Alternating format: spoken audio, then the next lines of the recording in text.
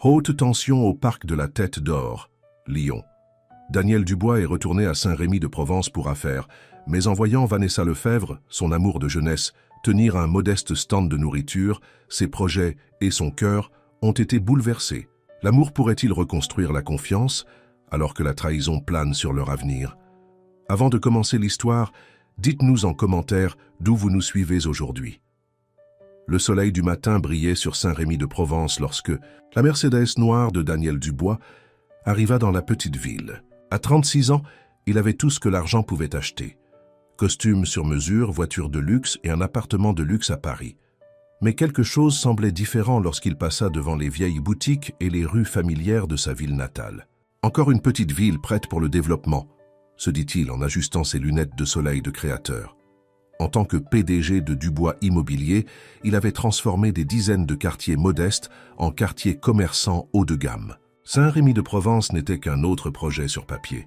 Du moins, c'est ce qu'il ne cessait de se répéter. Daniel se gara près du parc de la Tête d'Or, Lyon, le cœur du quartier que son entreprise prévoyait de transformer. Le parc n'avait pas beaucoup changé. Même vieux bancs, mêmes allées, mêmes chênes imposants. Mais maintenant, des vendeurs de nourriture parsemaient les allées, leurs petits chariots et stands donnant vie à l'espace tranquille. « Brochettes grillées fraîches, prenez-les tant qu'elles sont chaudes », cria la voix d'une femme, suivie de rires joyeux qui arrêtèrent Daniel net. Ce rire, il connaissait ce rire. Elle était là, travaillant à un petit stand de nourriture sous un auvent bleu délavé. Vanessa Lefebvre, son amour de jeunesse. La fille à qui il avait promis un amour éternel avant que sa famille ne déménage. Elle avait changé. Ses cheveux noirs étaient striés de quelques mèches grises, des rides de rire autour des yeux, mais son sourire illuminait toujours tout son visage. 5 € pour 2 brochettes, lança Vanessa au client qui passait. La meilleure affaire du parc. Daniel la regarda manipuler le grill avec aisance, plaisantant avec les habitués et faisant en sorte que chacun se sente bienvenu. Ce n'était pas l'avenir qu'il avait imaginé pour elle. Au lycée, Vanessa avait été l'étudiante en art vedette, ses peintures gagnant tous les concours. Elle avait parlé sans cesse d'aller à l'école des beaux-arts de Lyon. Prenant une profonde inspiration, Daniel marcha vers le stand. Vanessa était occupée avec un client, lui donnant le temps de remarquer plus de détails. Ses vêtements, simples, la façon dont ses mains étaient calleuses à force de travail, à quel point elle avait l'air fatiguée malgré sa manière joyeuse. « Client suivant, s'il vous plaît », lança Vanessa sans lever les yeux. « Je prendrai 2 brochettes de poulet », dit Daniel en essayant de garder sa voix ferme. Vanessa se figea. Elle leva les yeux lentement, ses yeux s'écarquillant de reconnaissance. « Danny » chuchota-t-elle, utilisant son vieux surnom. « Danny Dubois ?»« Salut Vanessa », réussit-il à dire. Le client qui attendait derrière Daniel toussa impatiemment. « Oh, excusez-moi », dit Vanessa, en servant rapidement le client qui attendait. Ses mains tremblaient légèrement alors qu'elle travaillait le grill. « Je serai avec vous dans 1 minute, Danny. » Daniel s'écarta, la regardant terminer avec ses clients. Lorsque la petite file d'attente se dissipa, Vanessa essuya ses mains sur son tablier et le regarda vraiment. « Je n'arrive pas à croire que c'est toi, » dit-elle. « Qu'est-ce qui te ramène à Saint-Rémy-de-Provence ?»« Des affaires, » dit-il, regrettant immédiatement à quel point cela sonnait froid. « Je veux dire, je suis là pour le travail, mais je voulais aussi voir le vieux quartier. »« Eh bien, tu t'es certainement bien débrouillé, » dit Vanessa en montrant son costume coûteux. « Je vois parfois ta photo dans les magazines économiques au supermarché. Grand promoteur immobilier maintenant, hein ?» Il n'y avait aucune amertume dans sa voix, juste une pointe de quelque chose d'autre. Peut-être de la tristesse, peut-être du regret. Daniel ne pouvait pas le dire. « Et toi, tu ?» Il fit un geste vers le stand de nourriture, ne sachant pas comment terminer la phrase. « Je tiens le stand de brochettes le plus. Populaire du parc de la Tête d'Or, Lyon, » termina-t-elle pour lui, son menton se relevant avec fierté. 6 ans maintenant. Ce n'est pas exactement glamour, mais ça paie les factures. « Les factures doivent être assez importantes, » dit Daniel prudemment. Le sourire de Vanessa s'estompa un peu. Elles le sont quand on élève 2 adolescents. Maman et papa sont décédés il y a 5 ans. Accident de voiture. Thomas et Sophie avaient besoin de quelqu'un pour s'occuper d'eux. Daniel eut l'impression qu'on lui avait donné un coup de poing dans l'estomac. Pendant qu'il bâtissait son empire, Vanessa était là, sacrifiant tout pour maintenir sa famille, unie. Je suis tellement désolé, dit-il. Pour tes parents, pour tout. Je n'avais aucune idée. Comment aurais-tu pu, dit Vanessa, mais son ton était doux. Tu es parti, Danny. La vie des gens continue. Un groupe de clients s'approcha du stand et Vanessa se redressa. Le devoir appelle, dit-elle. C'était bien de te voir, Danny. Attends, dit rapidement Daniel. À quelle heure tu fermes? Peut-être qu'on pourrait se rattraper? Vanessa hésita puis dit « Je range à 6 heures. Mais je dois rentrer à la maison pour préparer le dîner pour Thomas et Sophie. Laisse-moi t'aider à ranger, proposa Daniel. S'il te plaît, pour le souvenir des vieux temps. » Après un long moment, Vanessa hocha la tête. D'accord, pour le souvenir des vieux temps. Daniel passa le reste de la journée à se promener à Saint-Rémy-de-Provence, mais son esprit ne cessait de revenir au stand de Vanessa. Tout le temps, son téléphone vibrait de messages de son équipe de développement, lui posant des questions sur les propriétés à acquérir, les entreprises à racheter. Chaque message le faisait se sentir de plus en plus mal. À 6 heures, il retourna au stand. Vanessa commençait déjà à nettoyer, ses mouvements efficaces après des années de pratique. « Tu es vraiment revenu ?» dit-elle surprise. « Je l'avais dit », répondit Daniel en retroussant ses manches. « Où veux-tu que je commence ?» Pendant l'heure suivante, ils travaillèrent ensemble, tombant dans un rythme facile. Vanessa lui montra comment nettoyer le grill, ranger les fournitures et plier l'auvent. Pendant qu'ils travaillaient, ils se sont entretenus. Une conversation prudente au début, puis plus ouvertement, alors que la gêne commençait à s'estomper. « Tu te souviens quand on se retrouvait sous ce chêne ?» demanda Vanessa en montrant un arbre massif près de son stand. « Tu apportais tes devoirs, et j'apportais mon carnet de croquis. Tu dessinais toujours, » dit Daniel. « Tu étais si talentueuse, Vanessa. Qu'est-il arrivé à ton art ?» Les mains de Vanessa s'immobilisèrent un instant. « La vie est passée, » dit-elle doucement. Après la mort de maman et papa, il n'y avait plus le temps de dessiner. Thomas avait 13 ans, Sophie 11 ans. Ils avaient besoin de stabilité, pas d'une grande sœur qui poursuit ses rêves. Daniel la regarda verrouiller la caisse, Dustan remarquant comment elle comptait soigneusement les billets et les séparait en différentes enveloppes. « Loyer », expliqua-t-elle en le voyant, et les factures d'électricité. Et Sophie a besoin de nouvelles chaussures scolaires. La chose responsable serait de lui parler maintenant des plans de développement. La prévenir que ce parc, sa subsistance, pourrait ne plus être là longtemps. Mais en la regardant trier ses factures, en pensant à ses frères et sœurs, Daniel ne pouvait pas le faire. « Laisse-moi te ramener chez toi, » dit-il à la place. « Il commence à faire nuit. »« Dans ta voiture de luxe ?» rit Vanessa. « Les voisins vont parler. »« Qu'ils parlent, » dit Daniel en l'aidant à charger le reste de ses fournitures dans son vieux chariot. « En plus, je pense que tu mérites une promenade en Mercedes après tout ce travail. » Vanessa le regarda longtemps, puis sourit. Un vrai sourire, comme ceux qu'elle lui faisait au lycée. « D'accord, Danny, mais une seule fois. » Alors qu'il traversait les rues tranquilles de Saint-Rémy-de-Provence, Daniel ne put s'empêcher de remarquer comment Vanessa ne cessait de passer ses mains sur les sièges en cuir, essayant de ne pas avoir l'air trop impressionné.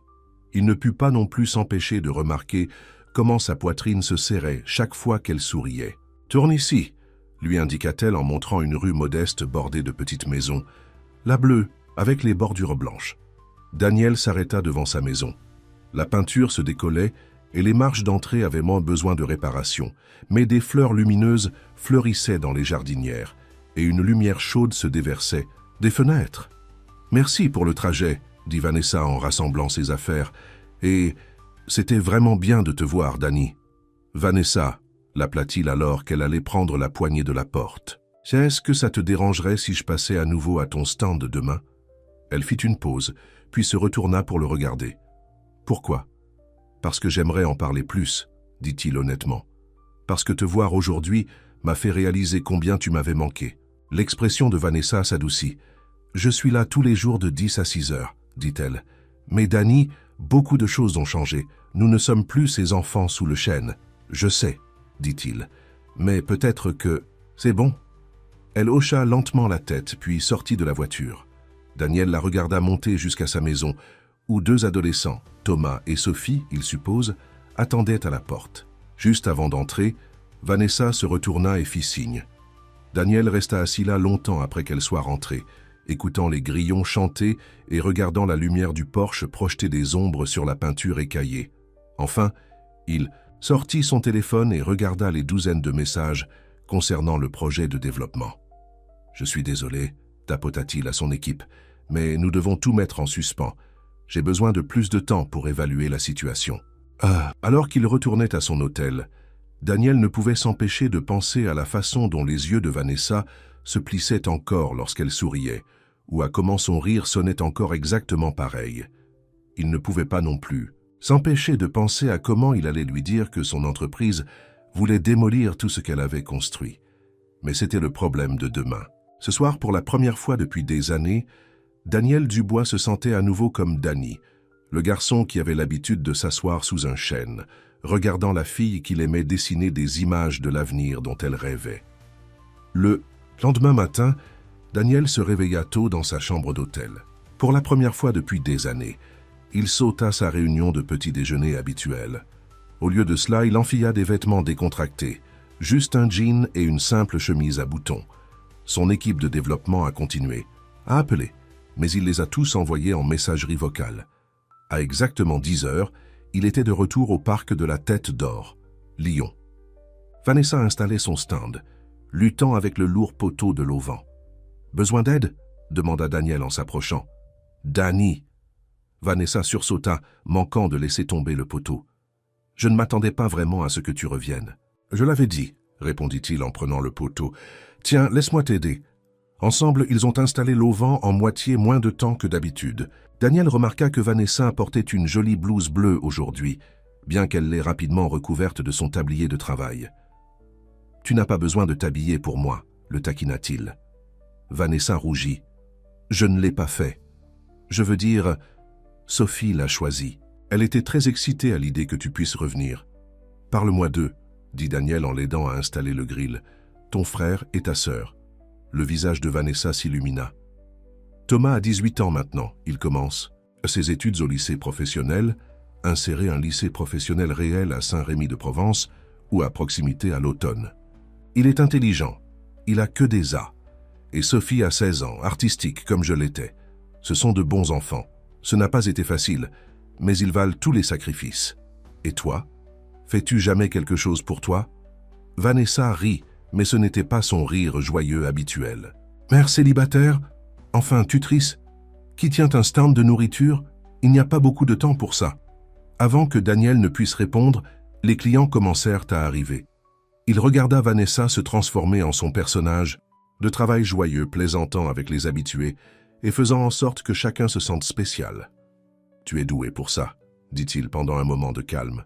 « Il le fallait, » répondit-elle en nettoyant le grill. « Personne ne veut acheter de la nourriture à quelqu'un qui a l'air triste. En parlant de ça, n'as-tu pas d'importantes réunions d'affaires auxquelles assister ?» Daniel haussa les épaules. « Elles peuvent attendre. Le célèbre Daniel Dubois qui met les affaires en suspens. Je suis choqué. Peut-être que j'ai trouvé quelque chose de plus important. » Leurs yeux se sont croisés un instant, mais Vanessa a rapidement détourné le regard. « Danny, non. Nous ne sommes plus des enfants. Tu ne peux pas revenir après 18 ans et t'attendre à... » « T'attendre à quoi ?» Avant qu'elle ne puisse répondre, une adolescente accourut au stand. Elle avait les cheveux noirs et les yeux brillants de Vanessa. « Nessa !» cria la fille. « Oh, c'est lui ?»« Sophie, » soupira Vanessa. « Tu ne devrais pas être à l'école ? C'est la pause déjeuner. Je voulais voir si les rumeurs étaient vraies. » Sophie se tourna vers Daniel. « Donc tu es Danny, celui de toutes les vieilles photos de Nessa ?»« Sophie !» Le visage de Vanessa devint rouge. Daniel sourit. « Elle a gardé des photos de moi ?»« Toute une boîte dans le grenier, » dit Sophie. « Elle les regarde parfois lorsqu'elle pense qu'on dort. »« Tu n'as pas besoin de retourner à l'école ?» interrompit Vanessa, mortifiée. Sophie rit. « D'accord, d'accord. Mais tu devrais l'inviter à dîner, Nessa. Thomas veut le rencontrer.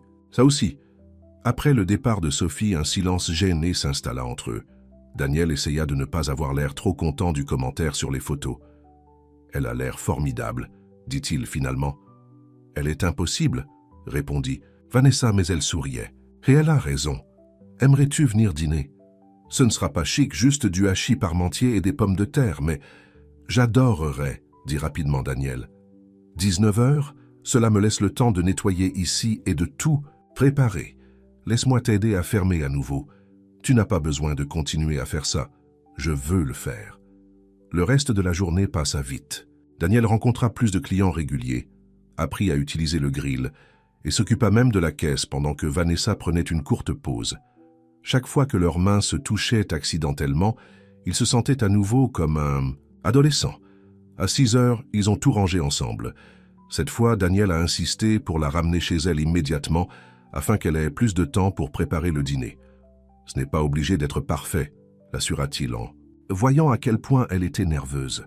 Facile à dire pour toi, répondit Vanessa. Tu manges probablement dans des restaurants gastronomiques tous les soirs, et je ne me souviens plus de la dernière fois où j'ai mangé un repas fait maison. Lorsqu'ils arrivèrent chez elle, Vanessa hésita avant de sortir de la voiture. Dani, pourquoi es-tu vraiment là, à Saint-Rémy-de-Provence? Daniel sentit son estomac se tordre de culpabilité. Je te l'ai dit, des affaires. Quel genre d'affaires? Peut-on en parler plus tard, après le dîner?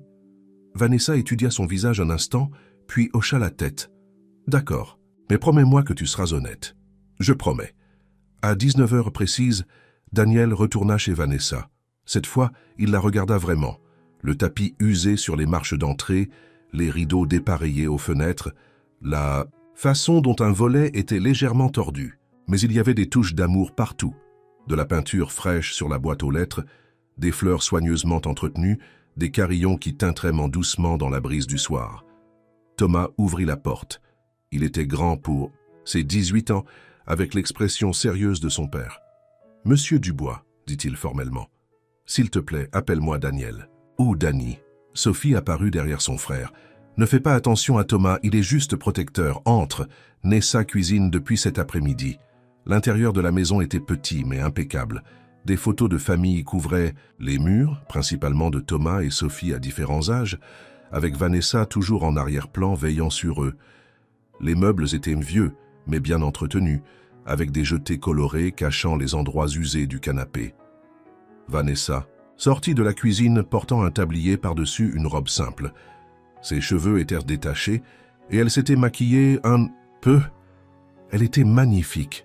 « J'espère que tu as faim, » dit-elle. « J'ai peut-être un peu exagéré. » La table de la salle à manger était chargée de nourriture, pas seulement du hachis parmentier et des pommes de terre, mais aussi des haricots verts, des petits pains frais, et ce qui ressemblait à une tarte aux pommes pour le dessert. Nessa cuisine quand elle est stressée, expliqua Sophie. Elle était nerveuse toute la journée. Sophie, dirent Vanessa et Thomas en même temps. Daniel rit. Eh bien, tout a l'air incroyable. Pendant le dîner, Daniel en apprit davantage sur leur vie. Thomas travaillait à mi-temps à la bibliothèque municipale. Insérer une bibliothèque municipale réelle à Saint-Rémy-de-Provence ou à proximité, tout en étudiant. Sophie faisait partie du journal de l'école et aidait au stand le week-end. Ils étaient clairement proches, finissant les phrases de l'autre et partageant des blagues. « Parle-nous de Paris », dit Sophie avec enthousiasme.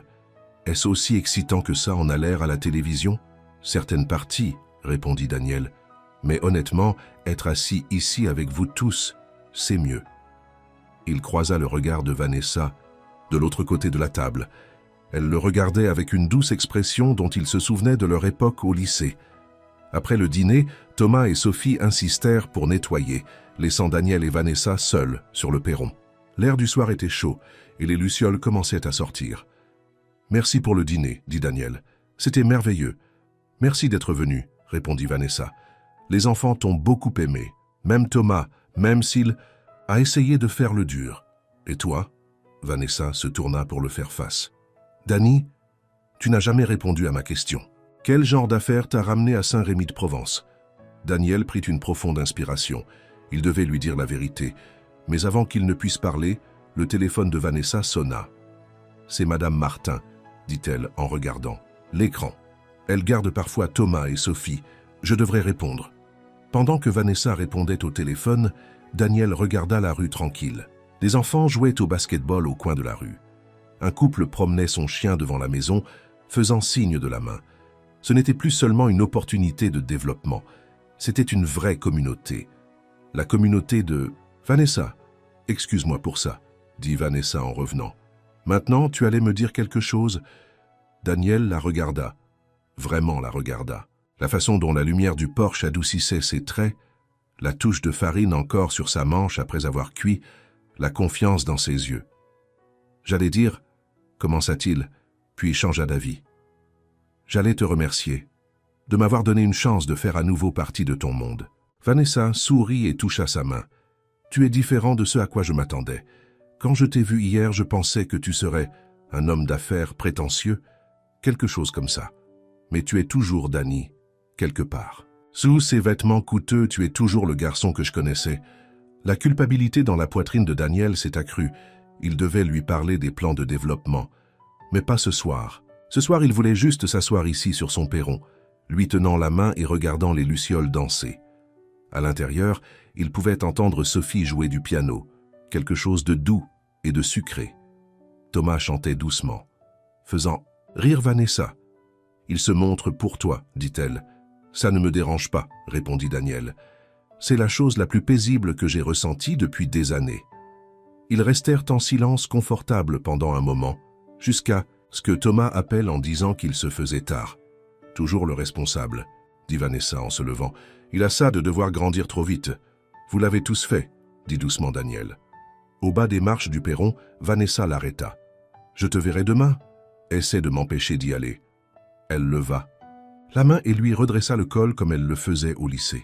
« Bonne nuit, Danny. »« Bonne nuit, Vanessa. » Alors que Daniel retournait à son hôtel, son téléphone vibra à nouveau. Des messages de son équipe de développement, de son conseil d'administration, d'entrepreneurs désireux de commencer les travaux. Il les ignora tous. Pour la première fois de sa carrière, Daniel Dubois avait trouvé quelque chose qui comptait plus que les affaires. Il ne savait tout simplement pas comment le garder sans détruire tout ce que Vanessa avait construit. Les jours suivants tombèrent dans une douce routine. Chaque matin, Daniel aidait Vanessa à installer son stand.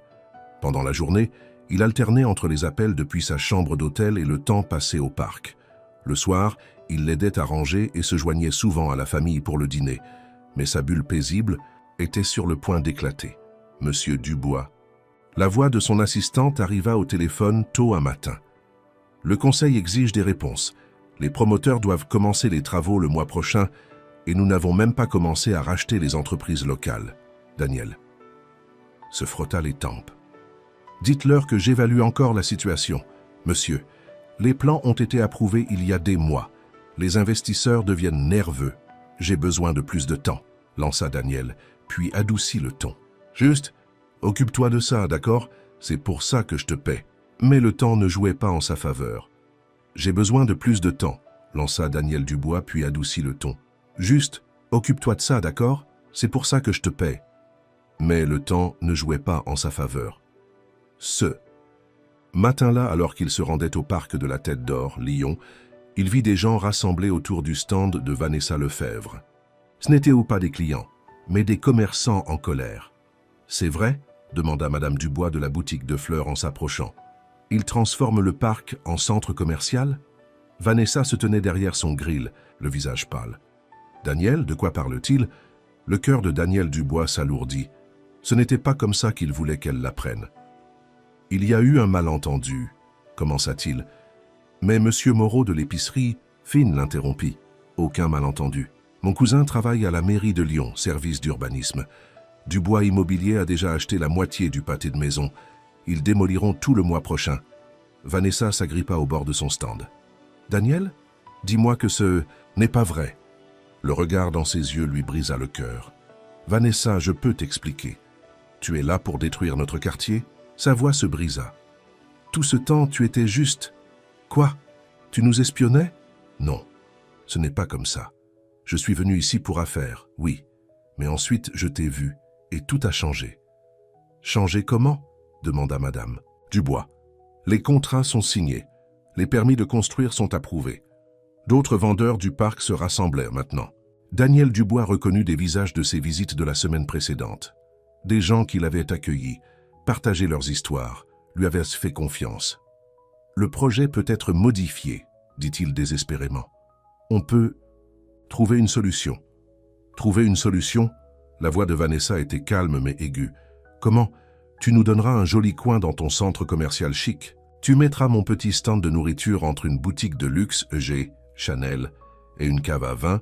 Vanessa, s'il te plaît. Tout ce temps, continua-t-elle, tu nous as juste fait miroiter des choses. Tu t'es rapproché de ma famille. Tu nous as fait confiance. Est-ce que quelque chose était réel? Daniel Dubois tendit la main pour la prendre à travers le stand, mais elle la retira. Tout était réel. Mes sentiments pour toi ne... Les yeux de Vanessa se remplirent de larmes. Ne dis rien. Thomas et Sophie se frayèrent un chemin à travers la foule. Quelqu'un au collège lycée, Specify a Real One In, Saint-Rémy de Provence, or nearby, leur avait parlé des plans d'urbanisme. « C'est vrai ?» demanda Thomas. « C'est toi qui essaies de nous chasser ?» Sophie regarda simplement Daniel Dubois, son admiration antérieure remplacée par la douleur et la trahison. « Personne ne chasse personne », tenta d'expliquer Daniel Dubois. Le plan de développement inclut une compensation équitable pour toutes les entreprises touchées. Une compensation équitable? Vanessa rit amèrement. Sais-tu combien de nos clients vivent dans les appartements que tu prévois de démolir? Sais-tu combien de familles dépendent de magasins abordables comme celui de Madame Dubois? On peut revoir les plans, les rendre plus adaptés à la communauté. Adaptés à la communauté. Hnachaya, Monsieur Moreau. Comme les autres quartiers que tu as développés, où personne qui y vit ne peut se permettre d'y faire ses courses. La foule grossissait. Daniel Dubois vit des visages dans chaque vitrine, des gens qui filmaient avec leur téléphone. Cela serait partout sur les réseaux sociaux avant le déjeuner. « Vanessa, supplia-t-il, pouvons-nous en parler en privé? Je pense que tu en as assez dit. » Elle défit son tablier, les mains tremblantes. « Thomas, Sophie, aidez-moi. Arrangez. On ferme pour la journée. »« Mais Vanessa, protesta Sophie, et l'argent du loyer? On trouvera une solution. » La voix de Vanessa était ferme, mais Daniel Dubois pouvait entendre la peur qui la sous-tendait. « Laisse-moi aider, dit-il, se dirigeant vers le stand. « Éloigne-toi de ma sœur. » Thomas se plaça entre eux. Le garçon ressemblait tellement à son père à ce moment-là, protecteur en colère, prêt à se battre pour sa famille. Daniel Dubois recula, les mains levées. « Je n'ai jamais eu l'intention de blesser qui que ce soit.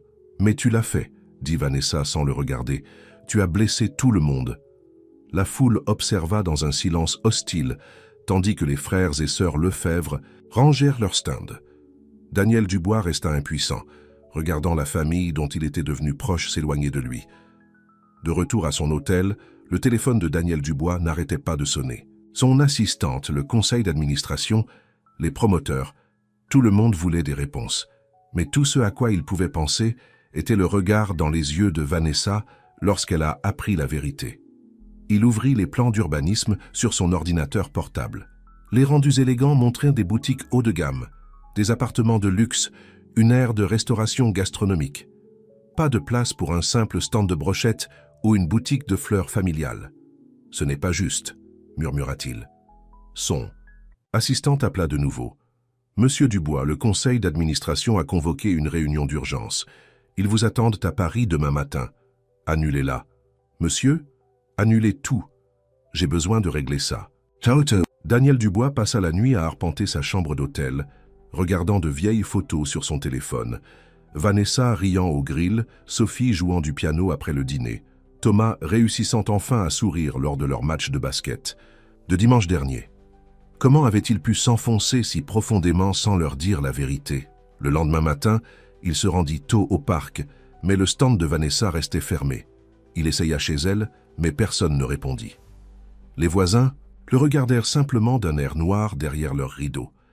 À la boutique de fleurs, Madame Dubois installait une pancarte. « Fermeture définitive. Heureuse maintenant ?» demanda-t-elle en le voyant. « 40 ans que j'ai cette boutique. Mes enfants ont grandi ici. Mon mari est mort ici. Mais qu'est-ce que ça compte pour des gens comme vous? Je vais arranger ça. » Lui, dit Daniel Dubois. « Comment? Vous ne pouvez pas racheter la confiance des gens avec de l'argent, Monsieur Dubois. » Elle avait raison. La confiance, comme l'amour, devait être gagnée. Et il avait brisé les deux. Daniel Dubois s'assit sur un banc du parc, le même où il avait l'habitude de regarder Vanessa dessiner. Son téléphone vibra de nouveau.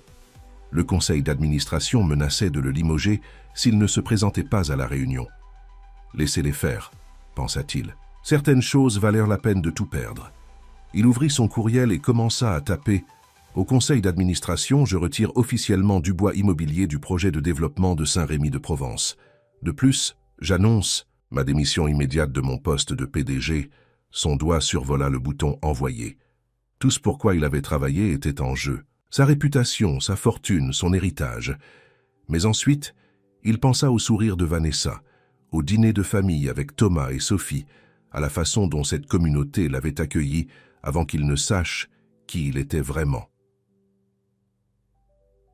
Il appuya sur « Envoyer ». Maintenant, il devait juste espérer qu'il n'était pas trop tard pour sauver ce qui comptait vraiment. Cet après-midi-là, des nuages d'orage se rassemblèrent au-dessus de Saint-Rémy-de-Provence. Daniel Dubois marcha dans la pluie, se souvenant de la façon dont Vanessa lui avait montré chaque recoin de son monde au cours de la semaine précédente.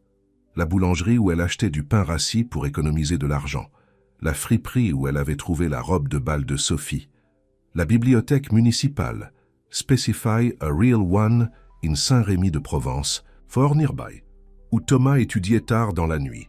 Ce n'était pas seulement une occasion de développement, c'était une maison, et il avait failli la détruire.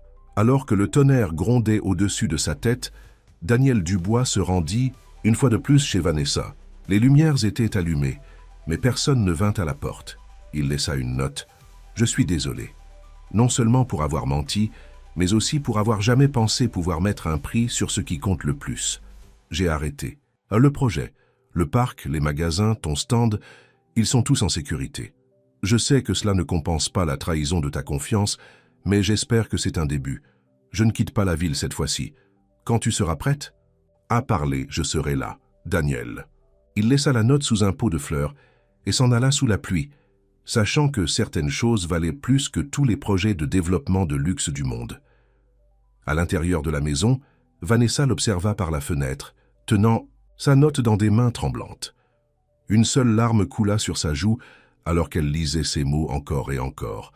Le journal du matin frappa la porte de la chambre d'hôtel de Daniel Dubois avec un bruit sourd. Le titre lui fit tomber « L'estomac. PDG millionnaire démissionne après un échec de projet de développement. » Son téléphone n'avait pas cessé de sonner depuis hier soir. Les membres de son conseil d'administration, les actionnaires, même sa mère, tout le monde voulait savoir s'il avait perdu la tête. « Tu jettes une entreprise d'1 milliard de dollars, pourquoi ?» demanda son jeune frère Antoine, au téléphone. « Une fille qui tient un stand de nourriture? Elle s'appelle Vanessa, » dit fermement Daniel Dubois, « et ce n'est pas seulement à cause d'elle. Il s'agit de faire ce qui est juste. » Juste pour qui? Les actionnaires qui t'ont fait confiance? Les employés qui dépendent de toi? Daniel Dubois raccrocha et regarda par la fenêtre de son hôtel le parc de la Tête d'Or, Lyon. Le stand de Vanessa était toujours fermé. L'auvent bleu manquait à sa place habituelle. Sa démission avait stoppé le développement, mais à quel prix? Il avait perdu son entreprise et il n'avait toujours pas regagné la confiance de Vanessa. De l'autre côté de la ville, Vanessa était assise à sa table de cuisine, regardant des factures impayées. Sans les revenus quotidiens du stand, les choses devenaient difficiles. « On pourrait vendre quelques bijoux de maman », suggéra doucement Sophie. « Non. » La voix de Vanessa était ferme. « Ce sont pour ton jour de mariage. » Thomas entra de ses cours du matin au lycée professionnel, Specify a Real One in Saint-Rémy-de-Provence, or nearby. « Je peux abandonner mes études, trouver un travail à plein temps? Absolument pas. » Vanessa se leva. « Personne ne vend rien et personne n'abandonne ses études. Je trouverai une solution. » Elle regarda de nouveau la note de Daniel Dubois, posée sur le comptoir où elle l'avait laissée la nuit dernière. Le papier était froissé à cause du nombre. 2 fois où elle l'avait lu. « Il l'a vraiment fait, » dit Thomas en ramassant le journal du matin. « Il a tout abandonné pour sauver le parc. »« Il nous a menti, » lui rappela Vanessa. « Oui, mais il a aussi réparé les choses, » fit remarquer Sophie. « Ça doit compter pour quelque chose. »« Non ?» Avant que Vanessa ne puisse répondre, on frappa à la porte. C'était Madame Dubois de la boutique de fleurs. « Tu as vu les nouvelles ?» demanda-t-elle en agitant son téléphone. « Ce garçon, le PDG, il n'a pas seulement arrêté le développement. Il utilise son propre argent pour créer un fonds de développement communautaire. Pour les réparations, les prêts aux entreprises, tout ce dont on a besoin. » Vanessa prit le téléphone, lisant l'article. Daniel Dubois avait promis la moitié de sa fortune personnelle pour aider à préserver et à améliorer le quartier. Il ne demande rien en retour, continua Madame Dubois. Pas de droit de dénomination, aucun contrôle sur l'argent. Il donne simplement à la communauté. Tiens, pourquoi ferait-il ça? Murmura Vanessa. Madame Dubois lui lança un regard entendu. L'amour fait faire des choses folles aux gens. Plus tard, ce matin-là, Vanessa se rendit au parc. Ses clients réguliers avaient appelé, demandant quand elle rouvrirait. Le loyer était dû la semaine prochaine et ses économies étaient en baisse. À sa grande surprise, son stand était déjà installé, auvent bleu, grille propre, tout en place. Daniel Dubois se tenait à proximité, l'air incertain en jeans et en t-shirt. « Avant que tu ne dises quoi que ce soit, dit-il rapidement, je n'essaie pas d'acheter ton pardon. Je sais que tu as besoin de travailler et je sais maintenant comment installer le stand. » Vanessa s'approcha lentement. « Tu as abandonné ton entreprise. Ça ne valait pas le prix à payer. Le fonds de développement communautaire n'a aucune condition. Une fiducie le gérera. Je n'aurai aucun contrôle. » Vanessa toucha le grill. Il était propre et prêt pour le travail de la journée. « Pourquoi? Parce que je t'aime. » Daniel Dubois le dit simplement, comme si c'était la chose la plus évidente au monde. « J'aime ta force, ton dévouement, à ta famille, la façon dont tu fais en sorte que chacun se sente bienvenu. J'aime la façon dont tu chantes en cuisinant, dont tu donnes toujours de la nourriture supplémentaire aux enfants qui ont l'air affamés, dont tu ne laisses jamais les difficultés te voler ton sourire. » Les larmes remplirent les yeux de Vanessa. « Daniel, je sais que j'ai fait des erreurs. Je sais que la confiance doit être regagnée. Mais je ne vais nulle part cette fois-ci. Même si tu ne me pardonnes jamais, je serai toujours là, essayant de faire les choses correctement. » Une petite foule s'était rassemblée, des clients réguliers, espérant que le stand rouvrirait. Parmi eux se trouvait Madame Dubois, Monsieur Moreau et d'autres propriétaires de magasins qui étaient si en colère il y a quelques jours. « Eh bien, lança Madame Dubois, tu vas ouvrir ou pas? Mes fleurs ont besoin de leur cuisinier quotidien. » Vanessa regarda son stand, ses clients qui attendaient, le visage plein d'espoir de Daniel Dubois. « J'ai besoin d'aide pour le rush. »« Du déjeuner, » dit-elle finalement. Le visage de Daniel Dubois s'illumina. « Je suis un assez bon assistant. Un terrible, en fait. Mais je suis prête à continuer à te former. » La foule acclama, tandis que Vanessa enfilait son tablier. Daniel Dubois resta près d'elle, mais pas trop près, respectant son besoin d'espace, tout en montrant qu'il n'allait nulle part. Alors que les premiers clients faisaient la queue, Vanessa se mit à fredonner. Quelque chose qu'elle n'avait pas fait depuis la mort de ses parents. Peut-être, juste peut-être, une confiance brisée pouvait être réparée. Peut-être que les deuxièmes chances étaient possibles. La matinée passa dans un flou de clients et de cuisine. Daniel Dubois prouva qu'il avait fait attention tous ces jours au stand. Il se souvenait des commandes des clients réguliers, gardait le grill propre et réussissait même à faire la conversation comme Vanessa. Vers 16 heures, Thomas passa. « Vanessa m'a envoyé pour prendre de tes nouvelles, » admit-il. « Comment s'est passée l'exposition d'art ?» Le visage de Thomas s'illumina. Sophie a gagné le premier prix. Sa peinture du parc avec le stand de Vanessa, tout le monde a adoré. C'est fantastique. Daniel Dubois commença à préparer des brochettes. Tiens, prends ça pour fêter ça, c'est offert. Tu es sûr? Absolument. La famille mérite un traitement de faveur. Thomas fit une pause sur le mot famille. Tu penses vraiment ça, n'est-ce pas? À propos de rester? Plus que tout ce que j'ai jamais pensé dans ma vie. Thomas hocha lentement la tête. Bien bien, parce que je n'ai jamais vu Vanessa aussi heureuse.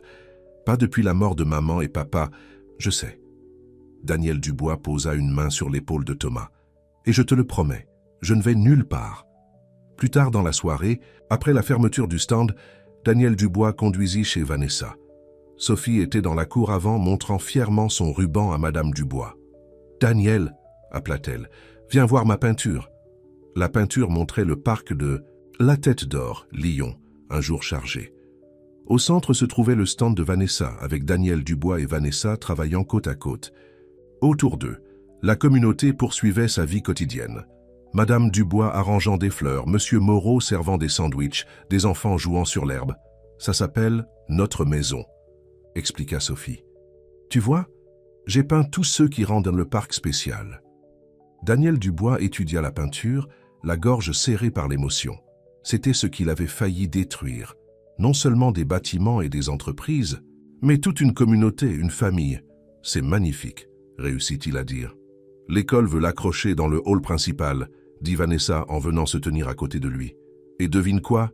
Le professeur d'art pense que Sophie a un vrai talent. Elle parle de bourse d'études. Vraiment? Daniel Dubois se tourna vers Sophie. C'est incroyable. Je n'aurais pas pu le faire sans toi, dit Sophie doucement. Après que tu aies arrêté le développement, ça m'a fait croire aux fins heureuses à nouveau. À l'intérieur, Thomas avait commandé des pizzas pour fêter ça. Pendant qu'il mangeait, Sophie parlait avec enthousiasme des écoles d'art, tandis que Thomas partageait des nouvelles de ses propres projets d'études supérieures. « Daniel, » dit soudainement Vanessa, « peux-tu m'aider à aller chercher des boissons dans la cuisine ?» Dans la cuisine, Vanessa se tourna vers lui. « J'ai réfléchi. Ça a l'air sérieux. Ça l'est. » Elle prit une grande inspiration. « Le fonds de développement communautaire. » Dans la cuisine, Vanessa se tourna vers lui. « J'ai réfléchi. Ça a l'air sérieux. Ça l'est. » Elle prit une grande inspiration. « Le fonds de développement communautaire. Il aide tellement de gens. Mais certains d'entre nous ont encore besoin de conseils commerciaux, d'aide pour les permis de construire, ce genre de choses. » D'accord. Et vous avez de l'expérience là-dedans. Une vraie expérience. Pas seulement de l'argent. Daniel attendit, n'osant pas espérer. Alors je me suis dit, continua Vanessa, peut-être pourriez-vous créer un petit cabinet de conseil aux entreprises, ici, à Saint-Rémy-de-Provence. Aider les commerces locaux à se développer, mais en restant fidèles à leur identité. Vous voulez que je reste, définitivement? Eh bien, les enfants aiment vous avoir autour. Et vous n'êtes plus complètement nul au stand. Et Vanessa se rapprocha. Et je suis en train de retomber amoureuse de vous. Du vrai vous, cette fois-ci. Le cœur de Daniel s'envola, mais il garda la voix stable. Vous êtes sûr, après tout? Vous avez tout abandonné pour sauver notre maison. Vous travaillez au salaire minimum dans un stand de nourriture. Vous vous souvenez du chien de Madame Petit et de la tension artérielle de Monsieur Bernard. Elle sourit. Si ce n'est pas de l'amour vrai, je ne sais pas ce que c'est. Daniel la prit dans ses bras, et cette fois-ci, elle ne se rejeta pas. Leur premier vrai baiser fut interrompu par des acclamations venant de la porte. Thomas et Sophie les observaient. « Enfin !» s'exclama Sophie. « On peut lui montrer la surprise maintenant ?»« Quelle surprise ?» demanda Daniel Vanessa. Prit sa main. « Viens !» Ils le conduisirent à l'étage, dans une petite pièce qu'ils n'avaient jamais vue auparavant. À l'intérieur se trouvait un bureau, un ordinateur et une simple pancarte indiquant « Dubois Service aux entreprises. Communautaire. La pièce est vide depuis la mort de papa, » expliqua Thomas. « On s'est dit, peut-être que vous pourriez l'utiliser comme bureau ?»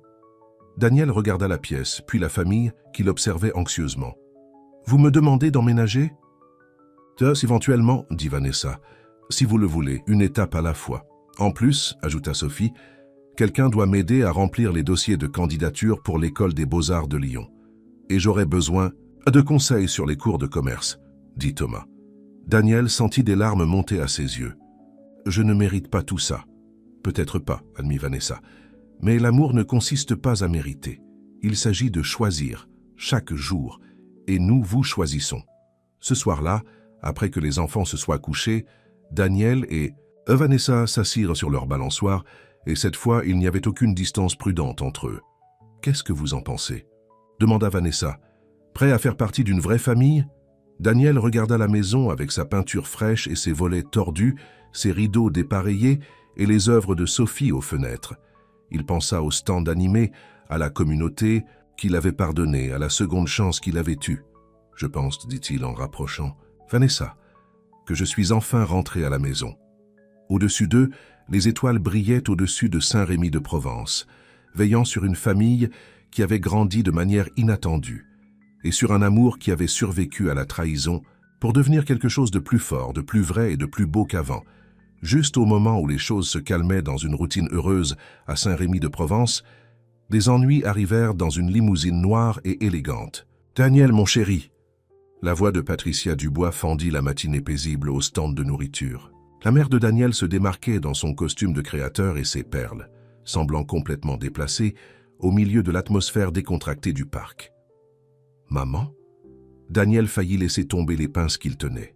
« Que faites-vous ? Ici ? Je vous sauve, bien sûr. » Patricia fronça le nez devant le stand de nourriture. Cette petite aventure, avoue, a duré assez longtemps. Vanessa fit un pas en avant, s'essuyant les mains sur son tablier. « Vous devez être Madame Dubois. Je suis Vanessa. » Patricia la regarda à peine. « Oui, la vendeuse de nourriture. Daniel, nous devons parler, en privé. Tout ce que vous avez à dire, vous pouvez le dire devant Vanessa, » dit Daniel fermement. « Très bien. » Patricia ouvrit son sac à main de créateur et sortit quelques documents. Le conseil d'administration est disposé à vous reprendre. Réintégration complète en tant que PDG, si vous signez ces documents aujourd'hui. Quel est le piège? Simplement retirer le fonds de développement communautaire, retourner à Paris et mettre fin à quoi que ce soit. Elle fit un geste vague vers Vanessa et le stand. Non. La voix de Daniel était ferme. Ne soyez pas ridicule, mon chéri. Vous ne pouvez pas être heureuse ici, à jouer au cuisinier de comptoir. Je n'ai jamais été aussi heureux. La façade agréable de Patricia se fissura. Vous jetez l'héritage de votre père aux ordures. Et pourquoi? Une petite romance de province? Non, maman. Je construis mon propre héritage, un héritage dont je peux être fier. Une foule se rassemblait, attirée par le drame. Madame Dubois et Monsieur Moreau se tenaient à proximité, observant de manière protectrice. « Pensez à ce que vous abandonnez », insista Patricia. « L'appartement?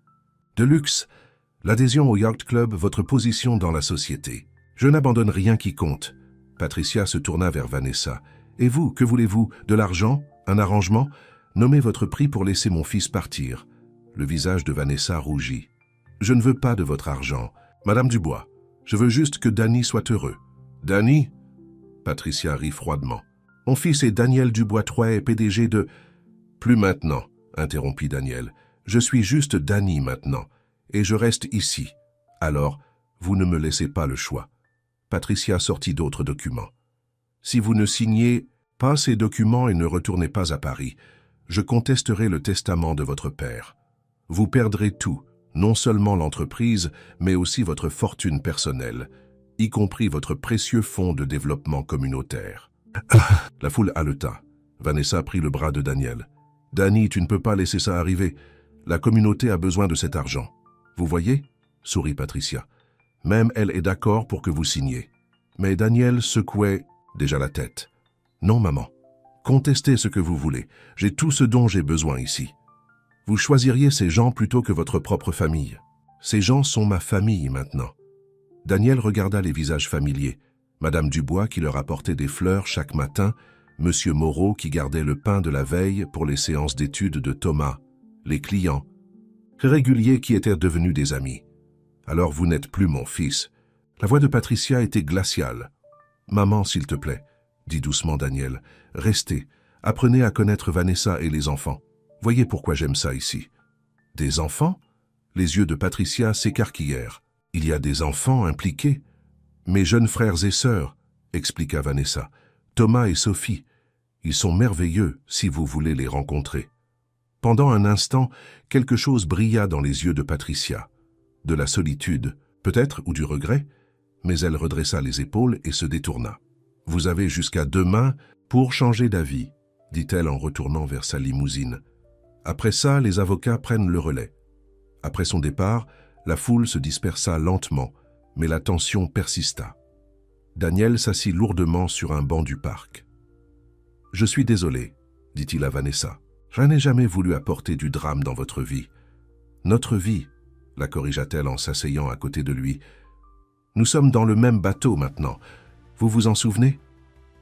Mais le fonds de développement communautaire, nous trouverons une solution. Cette communauté a survécu avant l'argent, et nous survivrons après. Nous avons quelque chose de plus précieux. Qu'est-ce que c'est? L'un l'autre. » Vanessa serra sa main. « Et l'amour vaut plus que n'importe quel fonds fiduciaire. » Ce soir-là, ils appelèrent une réunion communautaire au parc. Toutes les personnes touchées par le fonds y assistèrent. Propriétaires de magasins, résidents, familles. « Ma mère va contester le fonds, » expliqua honnêtement Daniel. « Je suis désolé, mais les améliorations que nous avions prévues pourraient devoir attendre. » À sa grande surprise, les gens commencèrent à se lever un par un. « Je suis entrepreneur, » dit Jean-Pierre du magasin de quincaillerie. « Je donnerai de mon temps pour les réparations. »« Mon cousin est avocat, » ajouta Monsieur Moreau. Il nous aidera à combattre ça. Madame Dubois se leva. Quand mon mari est mort, cette communauté a gardé ma boutique en vie. Maintenant, c'est à mon tour de rendre l'appareil. Quoi qu'il faille faire, comptez sur moi. D'autres offres suivirent. Peintres, plombiers, comptables, tous disposés à aider leurs voisins. Daniel sentit des larmes monter à ses yeux en regardant la communauté se rassembler. Plus tard, ce soir-là, Thomas et Sophie insistèrent pour une réunion de famille. « On a économisé, » annonça Thomas en sortant un bocal d'argent, « pour les études, mais on veut que vous l'ayez, pour combattre grand-mère Dubois. »« Absolument pas, » dirent Daniel et Vanessa ensemble. « C'est votre avenir, » ajouta Daniel. « Vous êtes notre avenir, » insista Sophie. « Nous tous, ensemble. » Daniel les serra tous les deux dans ses bras, toujours étonné de la rapidité avec laquelle ils étaient devenus sa famille. Juste à ce moment-là, on frappa à la porte.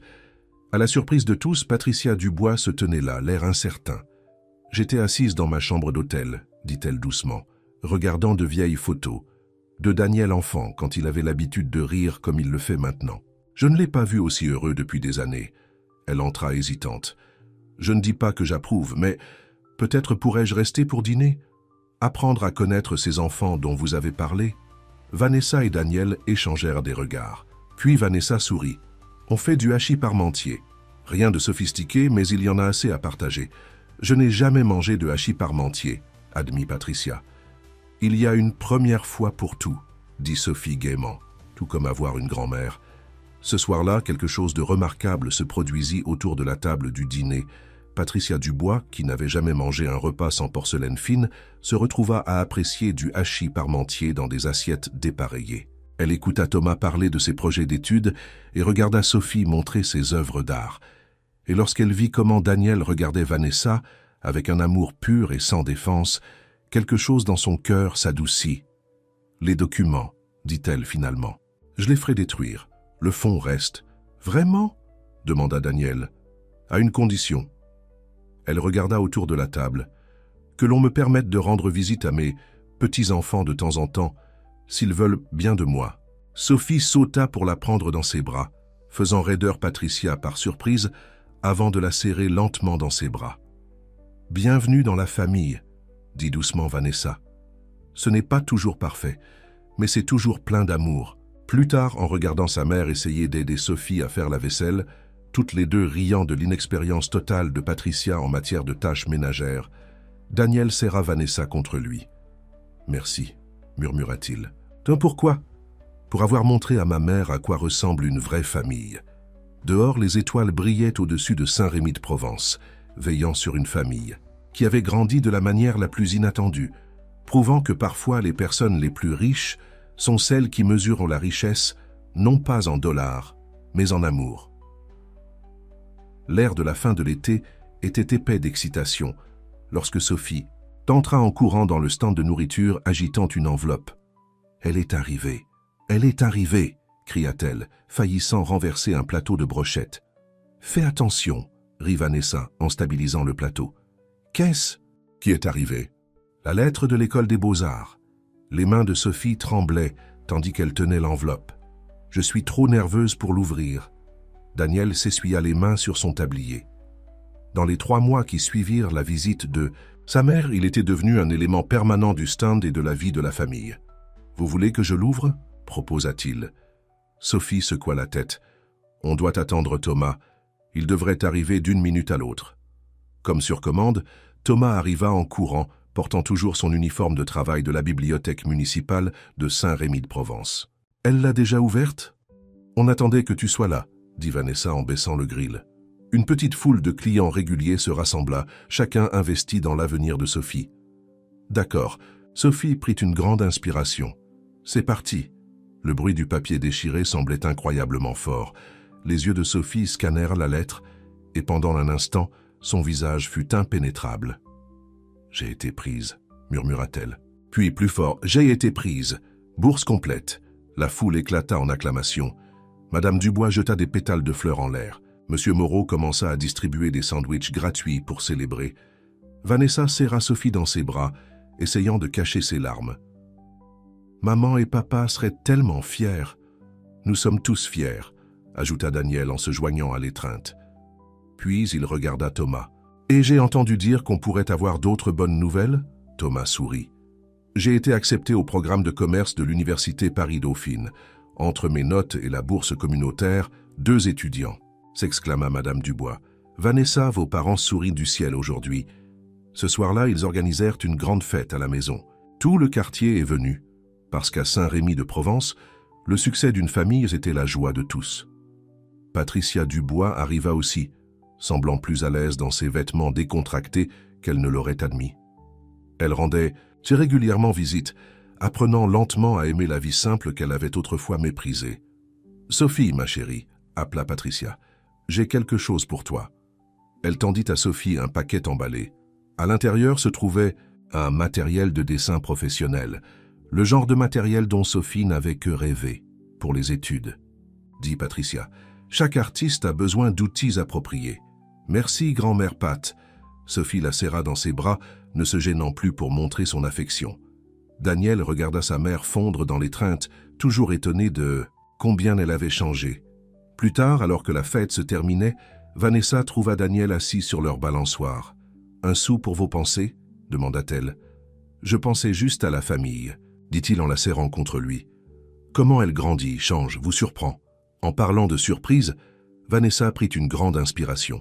« Les enfants vont bientôt partir pour les études. »« Ouais, la maison va être assez vide. » Daniel se tourna pour la regarder. « Qu'est-ce que vous voulez dire? Peut-être qu'il est temps que vous emménagiez, officiellement. Pas seulement passer la plupart des nuits ici, mais vraiment emménager. Vous êtes sûr? Dani, vous vivez pratiquement déjà ici. Vous avez plus de vêtements dans la chambre d'amis qu'à votre hôtel. Vous préparez le petit déjeuner tous les matins.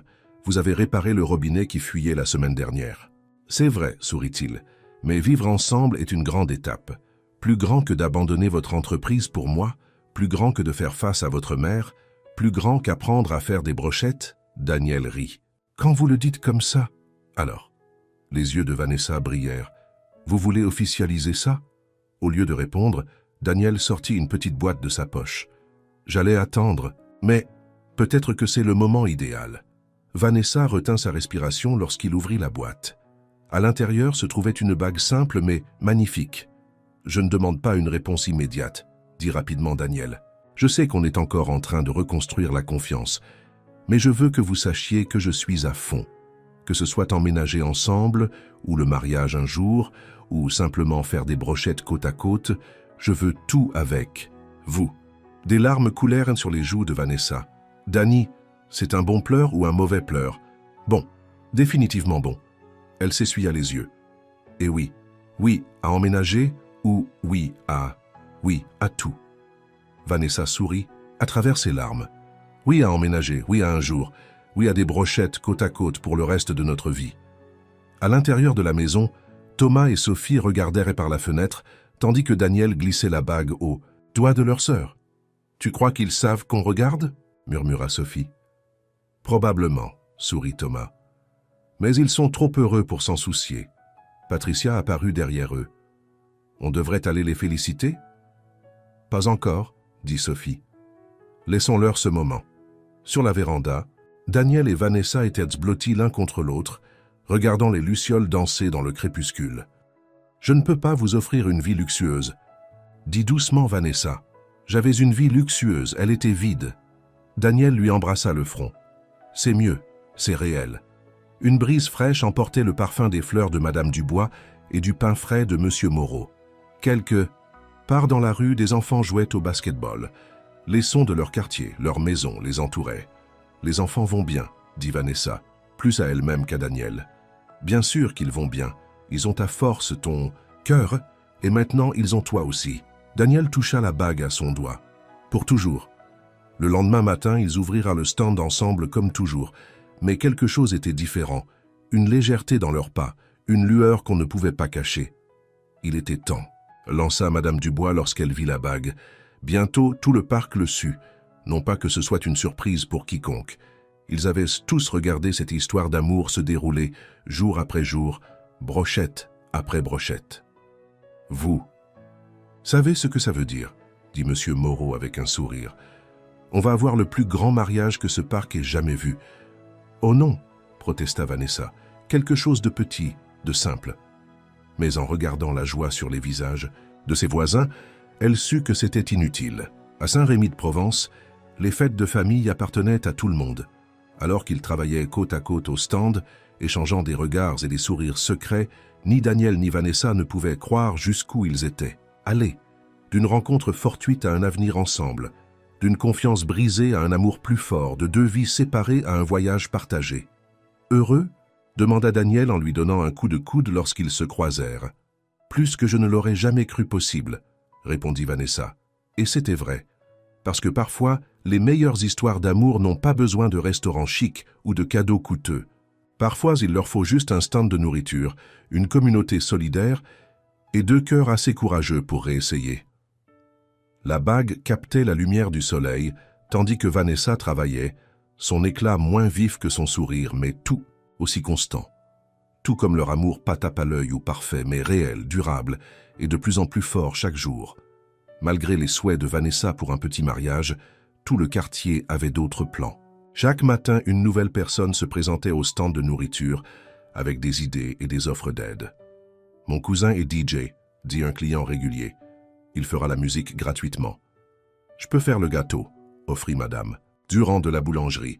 « Considérez-le comme mon cadeau de mariage. » Même M. Moreau avait commencé à expérimenter des recettes d'apéritifs sophistiqués.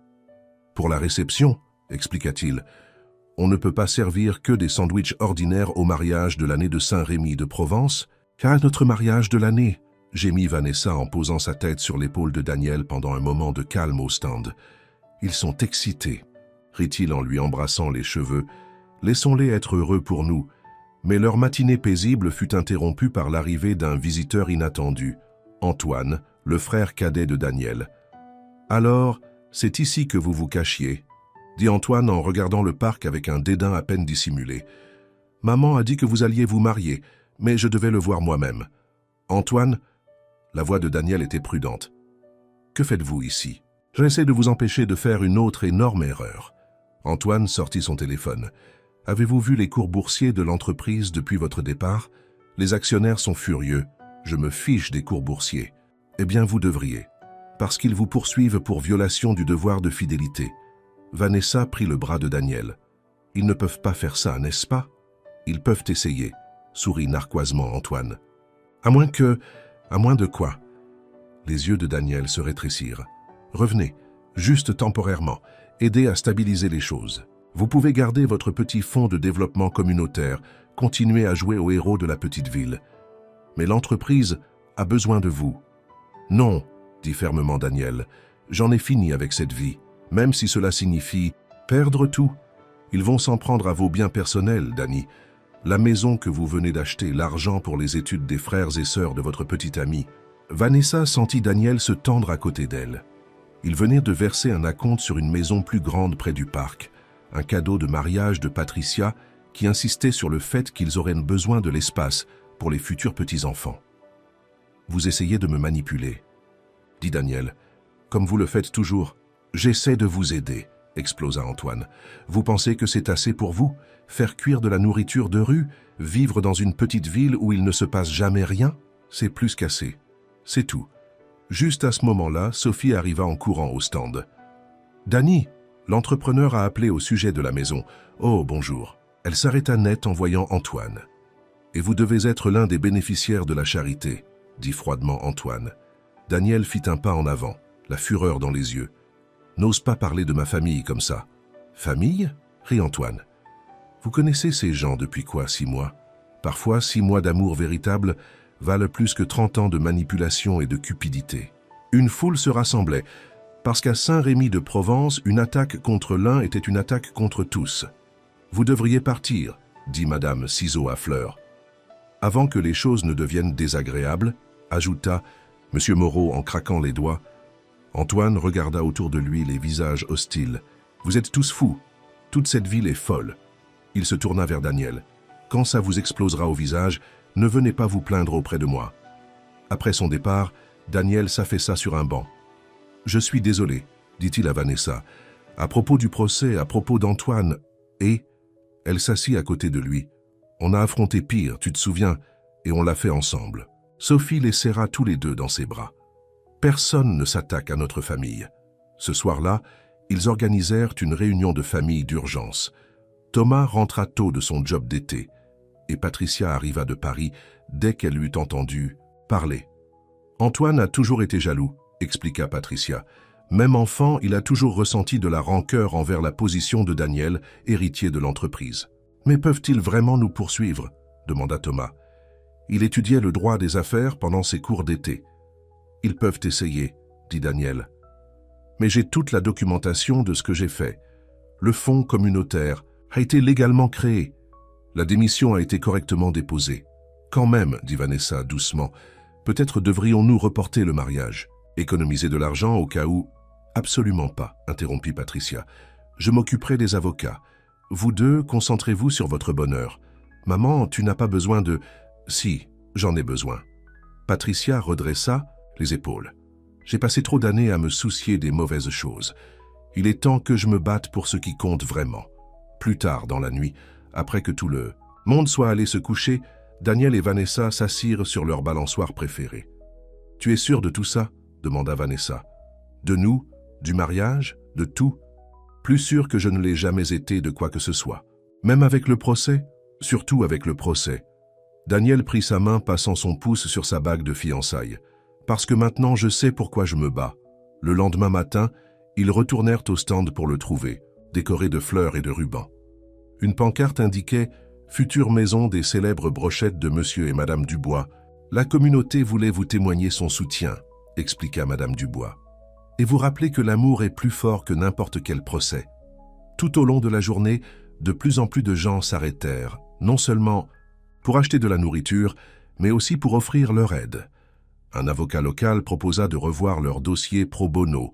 Le directeur de la banque leur assura que leur hypothèque était sûre. Même le maire passa pour leur exprimer son soutien. « Tu vois ?» dit Vanessa à Daniel pendant un moment de calme. « On n'est pas seul.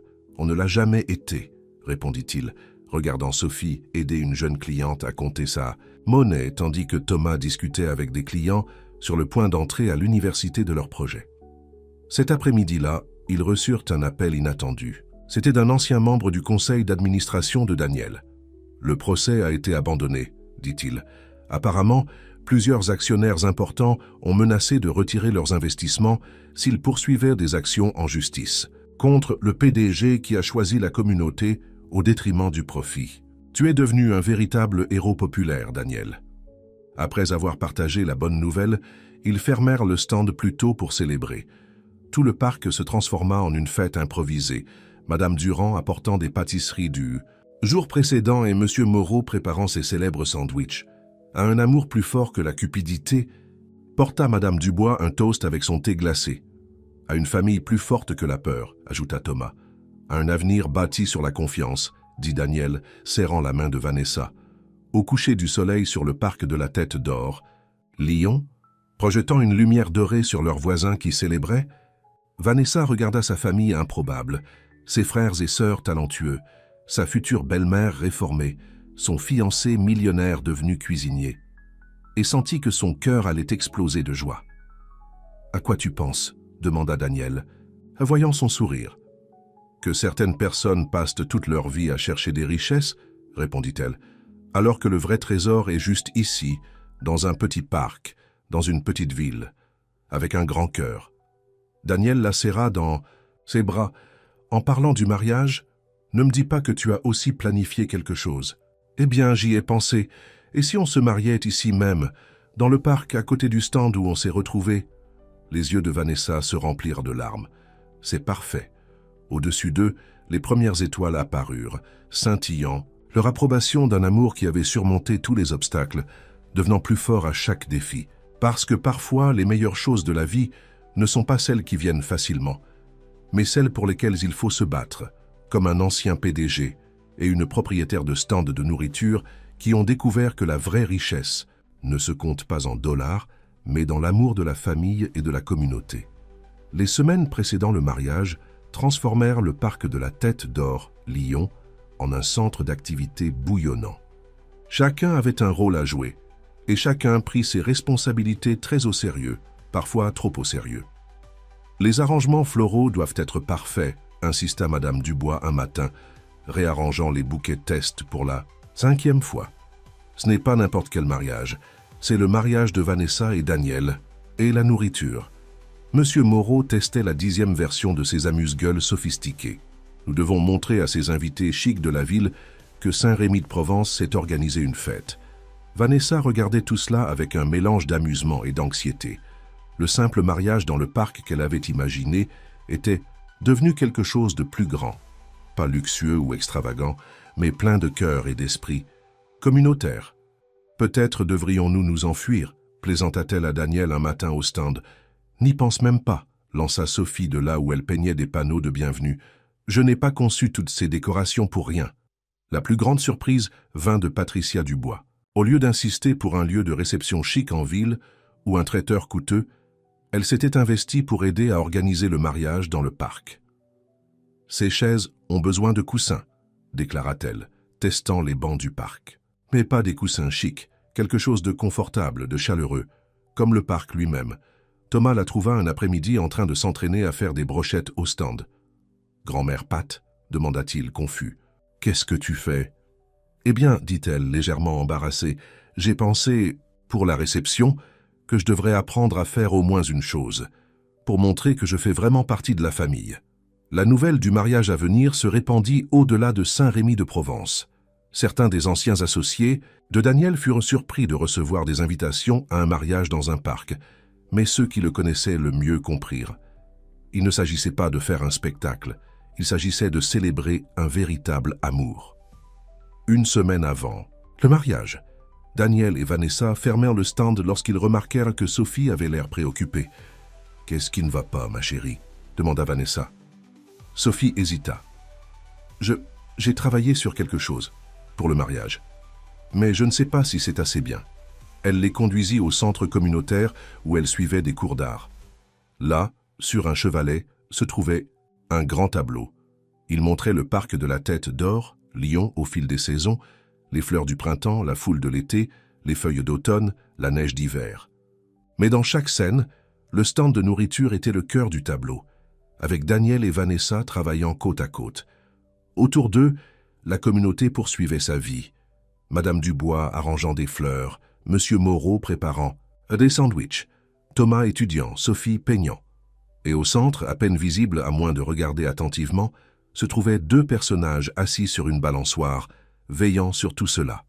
« Ce sont maman et papa », expliqua Sophie doucement. « J'ai pensé qu'ils pourraient bien faire partie du mariage de cette façon. » Vanessa serra sa sœur dans ses bras, toutes les 2 pleurant. Daniel les prit toutes les 2 dans ses bras. « C'est parfait, » murmura-t-il. « Absolument parfait. » Le tableau devint la pièce maîtresse de leur décoration de mariage, un rappel de l'amour qui les avait réunis.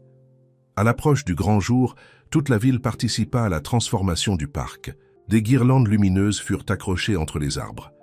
Des chaises blanches simples furent disposées en rangées, chacune avec l'un des coussins soigneusement choisis par Patricia. Une arche, faite de fleurs de la boutique de Madame Dubois, marqua l'endroit où le couple se tiendrait. Le stand de nourriture, fraîchement peint et décoré, servirait de partie de la zone de réception. Daniel avait insisté. C'est là que leur histoire a recommencé, après tout. La veille du mariage, ils eurent un dîner de répétition détendu dans le parc. Pas un repas de restaurant chic, mais des plats à partager, apportés par leurs voisins servis sur des tables pliantes, sous les étoiles. « Tu te souviens quand tu es revenu pour la première fois ?» demanda Thomas à Daniel. « J'étais tellement méfiant envers toi. Tu avais toutes les raisons de l'être, » répondit Daniel. « Je n'ai pas été honnête sur les raisons de ma présence ici. Mais tu as été honnête sur ce qui compte, » ajouta Sophie. « Sur ton amour pour Vanessa, sur ta volonté de faire partie de notre famille. » Patricia leva son verre de thé glacé. « Aux 2e chances, dit-elle, et à la famille, dont je ne savais pas que j'avais besoin. » Plus tard dans la nuit, suivant la tradition, Daniel et Vanessa se séparèrent jusqu'à la cérémonie. Il resterait à l'hôtel, tandis qu'elle passerait sa dernière nuit en tant que femme célibataire chez elle avec Sophie. « Nerveuse ?» demanda Sophie, alors qu'elles étaient assises sur la balançoire. « Un peu », admit Vanessa.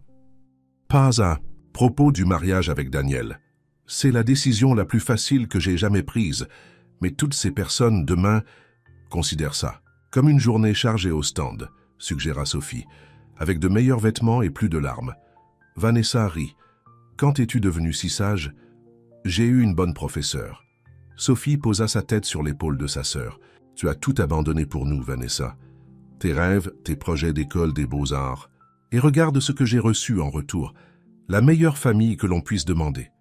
Parfois, abandonner un rêve vous emmène à un autre encore meilleur. » De l'autre côté de la ville, Daniel se tenait à la fenêtre de son hôtel, regardant le parc où ils se marieraient demain.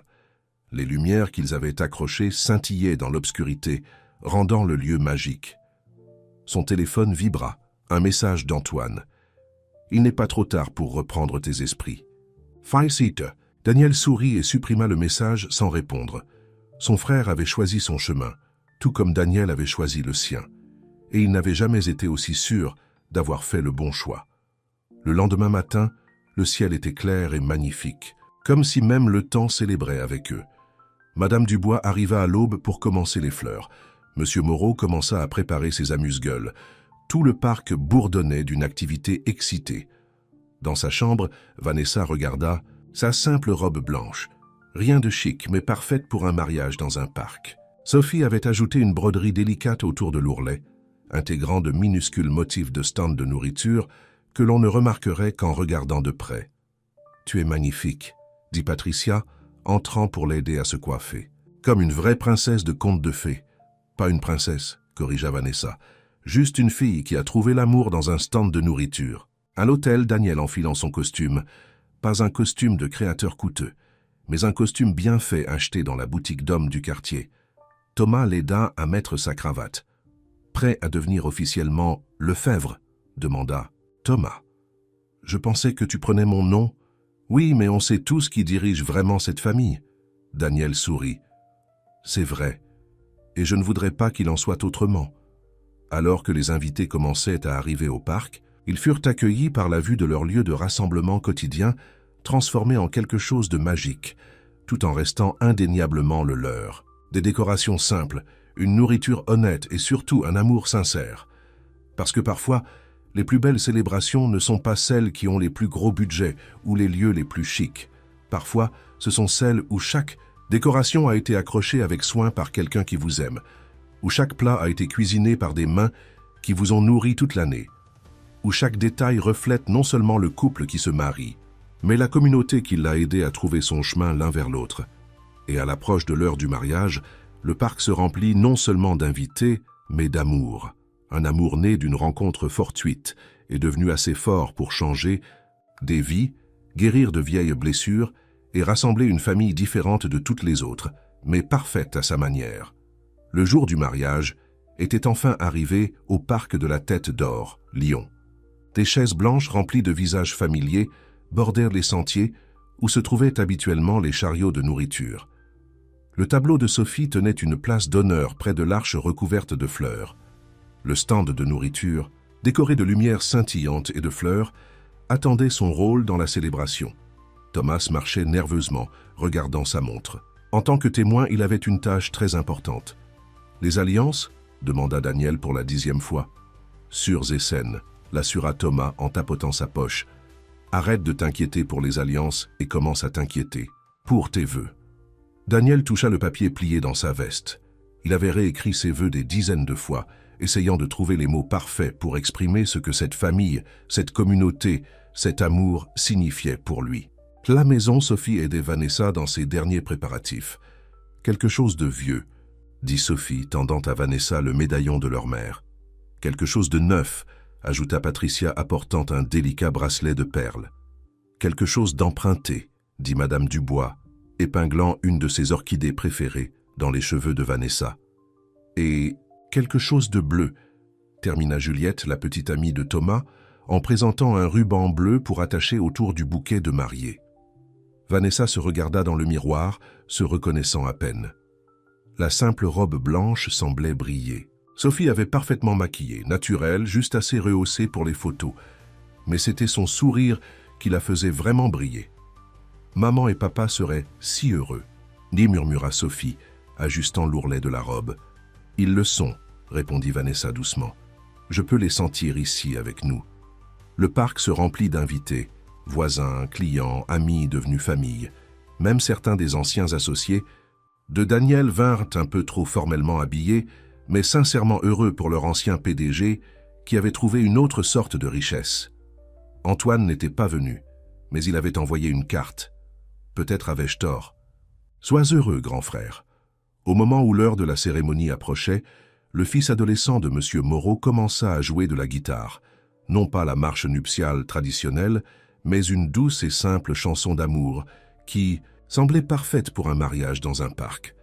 Daniel se tenait sous l'arche, le cœur battant. Puis il la vit marchant le long du sentier entre les chaises et tout le reste s'estompa. Vanessa marcha seule pour les premiers pas, puis Thomas et Sophie la rejoignirent, un de chaque côté. Ce n'était pas un don traditionnel, c'était une famille marchant ensemble vers son avenir. Lorsqu'ils atteignirent Daniel, les deux frères et sœurs serrèrent leur sœur dans leurs bras, puis embrassèrent également Daniel. « Prenez soin l'un de l'autre », dit Thomas brutalement. « Nous le ferons », promit Daniel.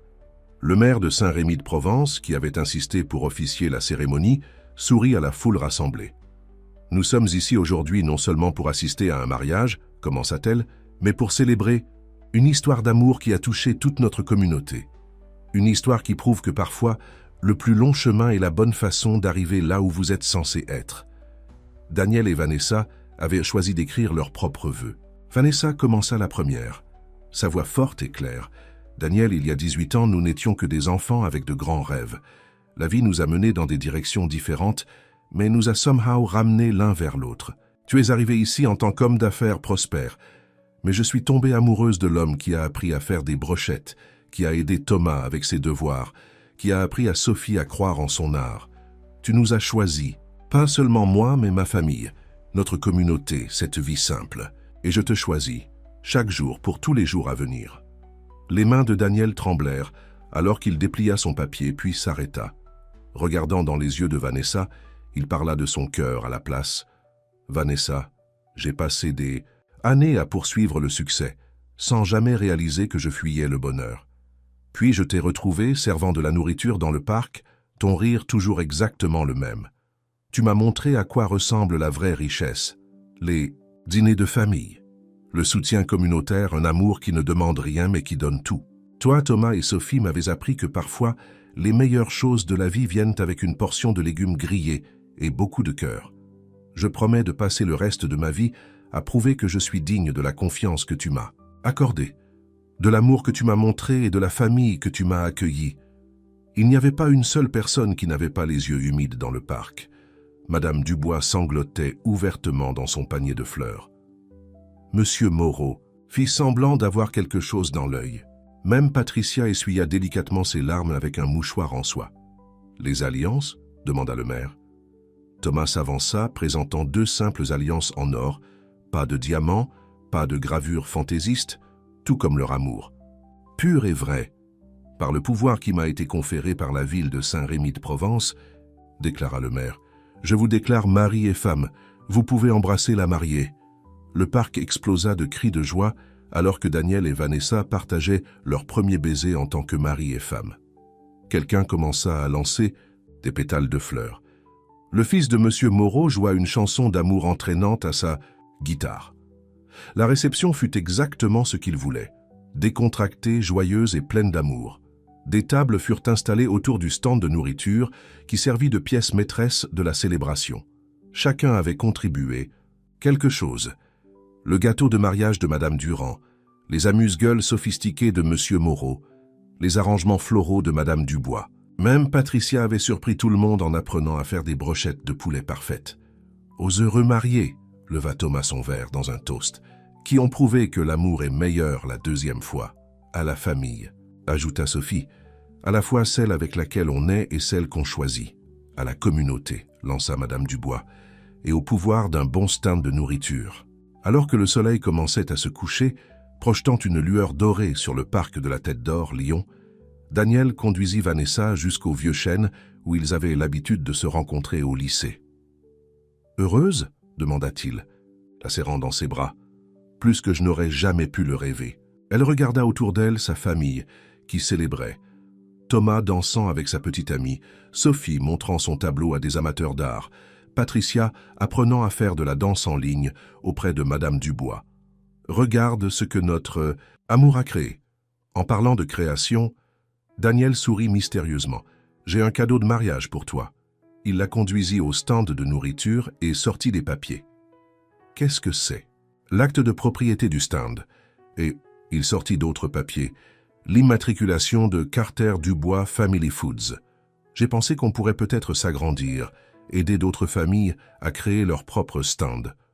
Créer plus d'histoires à succès comme la nôtre.